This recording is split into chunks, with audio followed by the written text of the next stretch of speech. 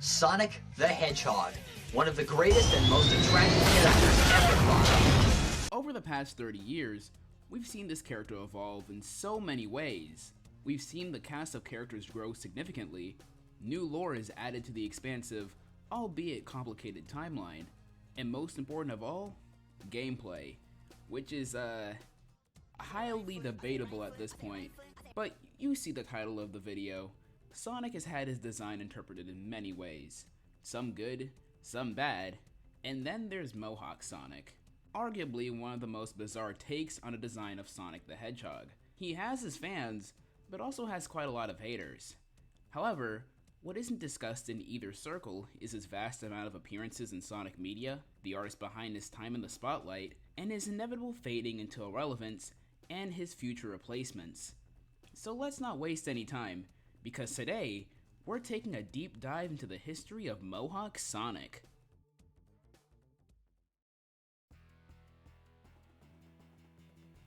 Our journey begins back in the year 1991 with Sonic the Hedgehog. Sega's newly formed mascot arrived on consoles during the summer of that year. If you take a look at the regional box arts for this game, the United States has a totally unique Sonic design, which can be attributed to Greg Ray. That's right, despite the popular belief that Greg Martin birthed this design, he's predated by Ray by only a few months with this piece of artwork. Greg Ray is a North American artist born in Chicago who had a catalog of promotional artwork done for the Walt Disney Company and Warner Brothers. Unfortunately, there isn't a lot of history surrounding him specifically about Sonic, but thankfully Ray has a decent amount of cover artwork he did for the Sonic the Hedgehog series with the Troll Associates books. Greg Ray's Sonic helps set the blueprints and characteristics present for all Mohawk Sonic illustrations, along with having some unique quirks of its own. The signature 3 quills, that large smirk, the eyes having different sizes, floppy ears, rubber hose-esque limbs, large hands, and that gorgeous airbrush effect. However, specifically tied to Ray's Sonic is the prominent highlights and overall usage of lighter colors compared to Martin. A neat detail that both Martin and Ray use are these purple accents near Sonic's face. It's a neat little detail that really sells this design. After Sonic 1, that was actually it for Ray in terms of box art. Martin would be the artist to take the helm for all things American Sonic here on out, but that didn't mean that he was out for good in this franchise. Ray would contribute in creating artwork for magazines, such as Game Informer issue 1. Fun fact, this specific cover would be redrawn by Evan Stanley for the gold issue variant of Game Informer issue 347. Ray would mainly focus his time on the series with various cover art for the Troll Associates books. Now I know that everyone watching has no idea what trolls have to do with Sonic, but hear me out for a second. Troll Associates was an American children's publishing company that also published various books on the Sonic series. These books were mainly written by Michael Telbaum and illustrated by Glenn Hansen, who we'll talk about in a different section. For almost all the books released, Greg Ray was the man behind the cover art. The art itself varies in quality and is a definite far cry from the days of his earlier works, but it gets the job done. After Sonic 1's release, Sega of America would release a promotional comic based on the Sonic Bible. With this comic began the advent of what is arguably the most iconic iteration of Mohawk Sonic to date, Greg Martin's Sonic. Gregory James Martin is yet another American illustrator. He had various experience in producing artwork for Hanna-Barbera and Disney during the mid-1980s to 1990s. He was incredibly gifted in art and graduated with a bachelor's degree at the Los Angeles Art Center in 1980. He's well known for being the man behind Sonic's North American box art between 1992 to 1995. On top of that, he's the poster boy for the Mohawk Sonic design, taking what Ray did with Sonic 1 and improving on it. A much darker and glossy airbrush finish, the removal of highlights, and the greatest addition of all, legs and long shoes. A common critique I see levied at his box art is that Sonic himself isn't that expressive, and is always seen performing the same stance. While I can agree both Ray and Martin's Sonics are stuck with the most devious grin imaginable, Martin's Sonic is anything but static. Sonic CD, Chaos, and even Triple Trouble all have Sonic up in the air caught in the midst of action. Just wanted to point out on CD's art that Greg Martin gave Metal Sonic a mouth. This is just a hypothesis, but he might have misinterpreted the shadow on the Japanese box art as a mouth, and it just stuck. On top of the design of Sonic, I always loved how Greg would illustrate actual levels present in these titles. It really gives it a lot of character and charm.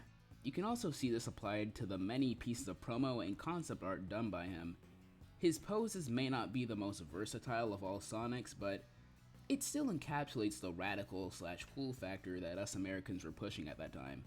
Greg Martin has since passed away in 2014, but his legacy still lives on, with helping popularize the design that defined an era for this franchise.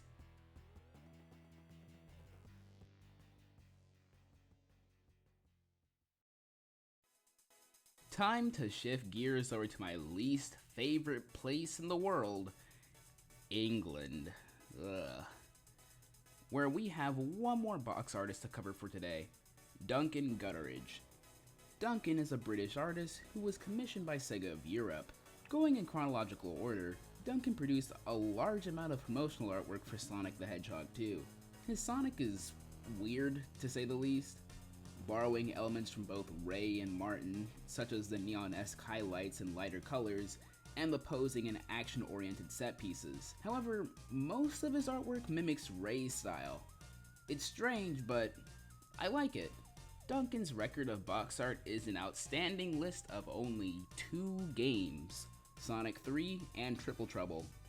While the first one is easily his most famous piece of artwork, Sonic Triple Trouble has to be the strangest piece of regionalized box art because it's just a semi-redraw of the North American box art. They may look similar from a first glance, but stuff such as Knuckles' head shape and Sonic's non-existent Mohawk are pretty significant changes to the artwork.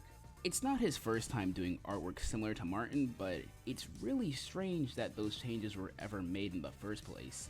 While we may be done with box art, Mohawk Sonic has a decent amount of appearances in the realm of video games, so let's shift back to Sonic 2 and work our way throughout the years.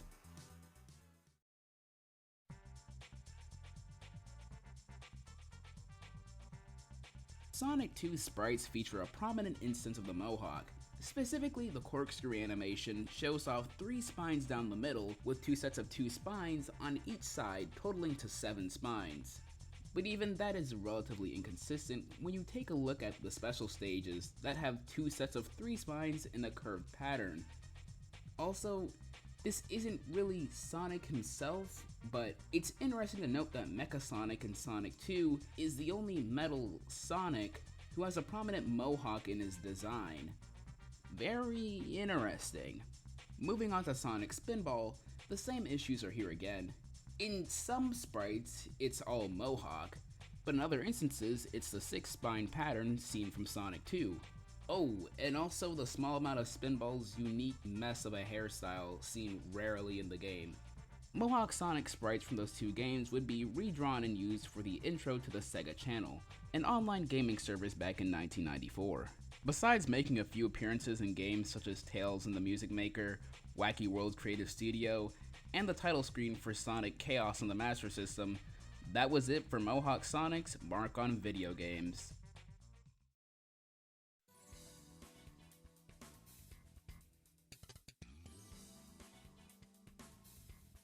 Sonic's model sheets from Adventures of Sonic the Hedgehog and Sonic Underground were designed by Canadian animator Pierre Descelles. Pierre has a long history of working on various animations. The design for these TV shows, along with SATM, are pretty simplified, lessening off of the shading and simplifying the designs to a degree, and are mostly on model. While Adventures of Sonic the Hedgehog and SATM are strictly Mohawk, Undergrounds is a weird mix of both Mohawk and non-Mohawk designs.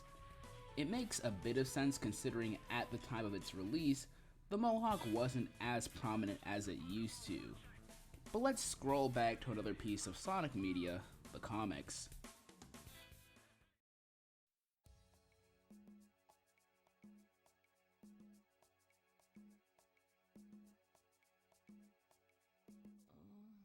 Archie and Fleetway Comics Sonic adaptations both had Sonic rocking the Mohawk for a brief period of time.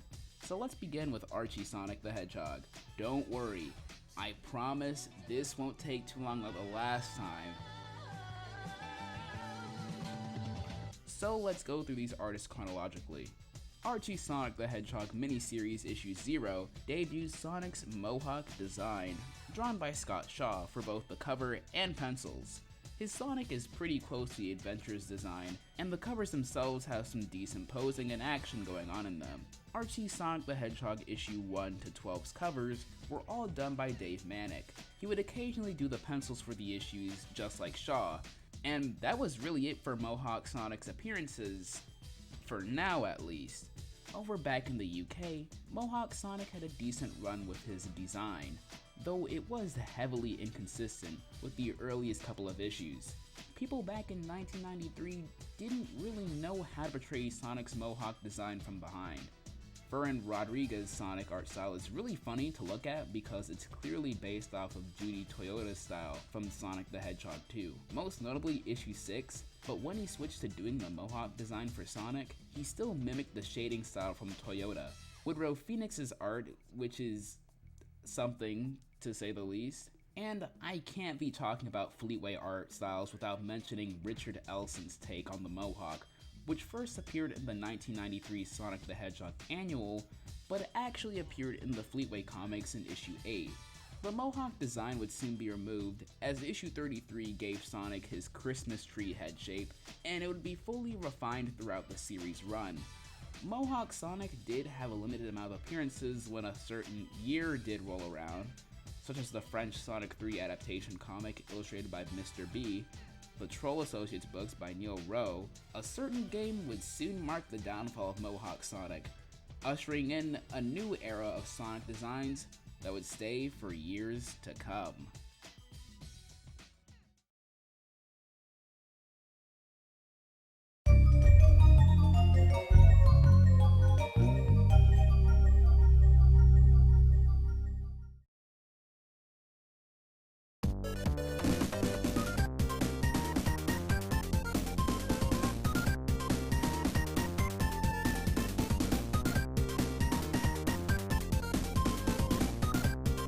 Legalize nuclear bombs.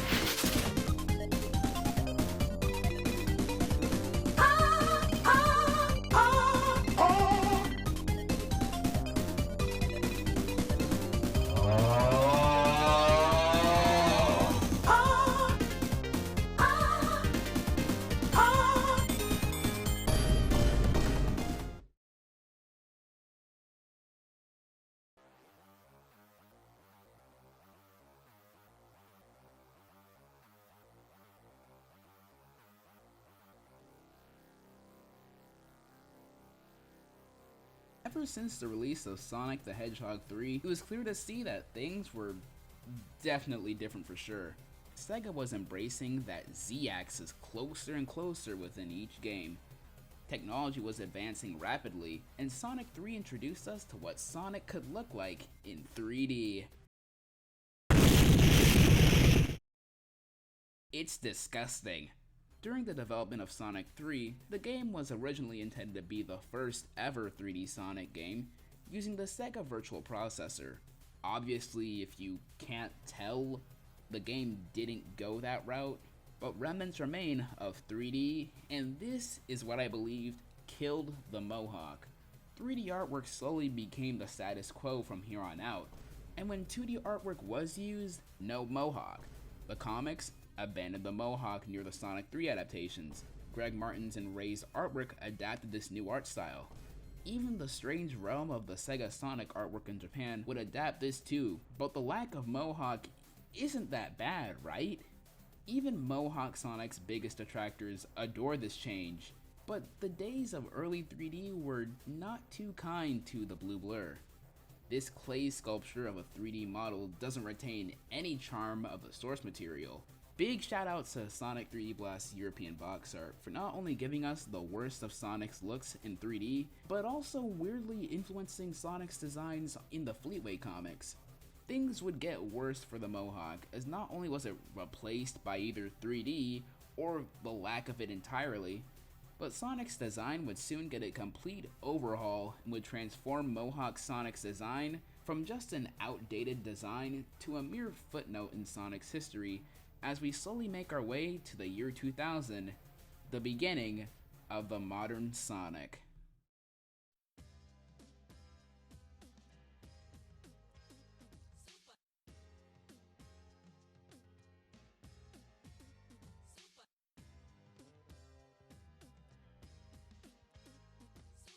After another design contest and a jump to new hardware, Sonic Adventure introduced the world to the new Sonic. Yuji Uekawa was tasked with redesigning the cast. His 2D illustrations gave Sonic & Co. unorthodox poses. And don't forget the weird hand gestures and possible gang signs that are a signature part of his style. But hold on guys, this is a new era. How has technology evolved for Sonic's renders? The renders are still strange looking. The over-prominent highlights on the brows and the acid-looking colors really don't make these that appealing. Over time, these models would improve, but also during this time, Mohawk Sonic was relegated to Sonic collections. Anytime a Sonic collection was nearby, he was always there in some way. But that was just it. Mohawk Sonic was truly no more. Even the spin-off media changed to reflect this new period of Sonic. Archie Sonic artists, old and new, tried adapting the design while making Sonic's quills longer and taller, which produced mixed results. Fun fact, from issues 137 to 150, artist Patrick Spaziante would do all of the cover art in Yuji Uekawa's style, even redrawing the hero's pose before Uekawa himself. During that point in time, Fleetway ditched the 3D Blast quills in line for much more droopier quills, and a different highlighting scheme, which I found quite interesting. It was a hard pill to swallow, but Mohawk Sonic's design was clearly outdated, and this was the new norm.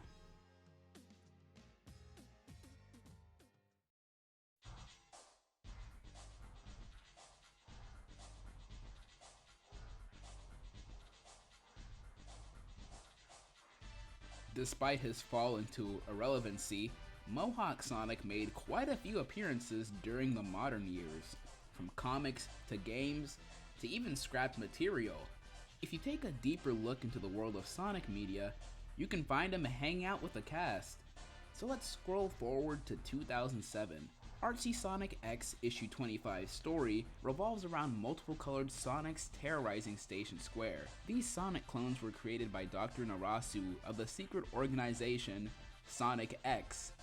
After the Sonics were destroyed by Dr. Eggman, Sonic makes his way to Sonic X at their base in Prison Island, where he battles the last clone of the bunch, Mohawk Sonic. Sonic and Sonic both cause complete chaos, and then Mohawk Sonic is brutally murdered via firing squad. Mohawk Sonic here is drawn by my favorite foot artist, Tracy Yardley. He possesses actual treads under his shoes and shoe buckles, and the Mohawk. It isn't as defined as other iterations, but it's still there nonetheless. Sticker number 673 in Super Smash Bros. Brawl is none other than the man himself. Interestingly enough, Mohawk Sonic along with Japan's Airbrush Sonic are both referred to here as Classic Sonic, predating generations by 3 years on that term. On the topic of Sonic generations, Classic Sonic's design mixes elements between both the US and Japanese versions of Sonic's older design. However, in Sonic Generations for the 3DS, Sonic's Mohawk is present on this early design of the goalpost, which is pretty neat.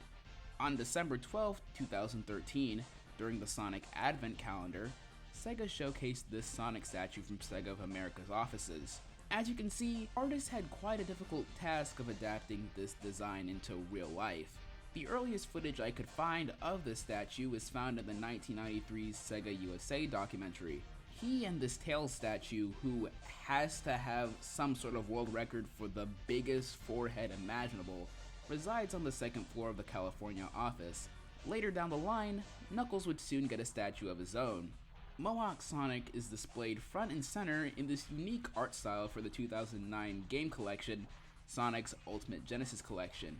And finally, in Sonic the Hedgehog 2, the movie, Sonic messes around with hair gel and gives himself a mohawk.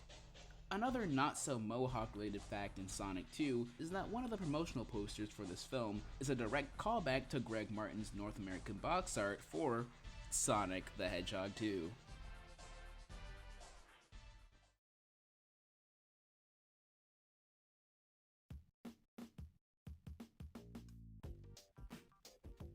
Whether you like him or not, Mohawk Sonic has such a weird but fascinating legacy, taking an already westernized character and pushing that to the extreme. This design encapsulates that 90s extreme aesthetic and attitude that Sega of America pushed during that era. Over time, we've seen how various artists improved on the design and ultimately perfected the Mohawk. Even though the rise of technology became the forefront of Sonic artwork, Mohawk Sonic is still lurking around. The most oddly charming Sonic design of all time. And that's a wrap, everyone. Thanks for watching today's video. If you enjoyed or hated learning about this Sonic design, like, dislike, share the video, comment if I missed any Mohawk Sonic facts or designs, or tell me your favorite Mohawk Sonic artist down below. Don't forget to check out the links in the description below and peep the live streams when they're up. I've started a new series of Sonic live streams named I Can't Believe It's Another Sonic live stream, where me and members of the server discuss all things Sonic. Gonna be trying to stream on Sundays or Wednesdays from around 6 to 8 p.m. EST. Anyways people, I'll see you all in the next Stryster video.